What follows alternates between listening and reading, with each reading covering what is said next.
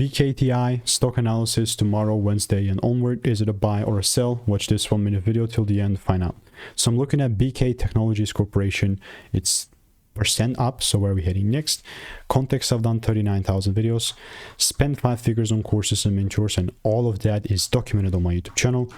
We're looking at BKTI. Let's go daily here. It's solid, it's really solid.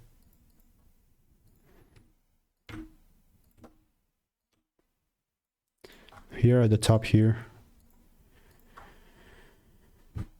and yeah, if the price does pull down and shows me any sort of shift, then I'm gonna look to take it up. I mean, randomly buying here, I don't like when it's up just like this, just candles, you know. Where are the wicks, man? What the heck are the wicks? But that's fair, it's just the last hour. But yeah, unless it pulls down, shows me some type of like volume or anything, I'm just not going to look to buy. And I know like a lot of people like to force movements. I've been burned like this a lot of times before, so I'm not going to make the same mistake. And if you want to make more money trading in a simple and lean way, click the first link in the description. It's free sauce.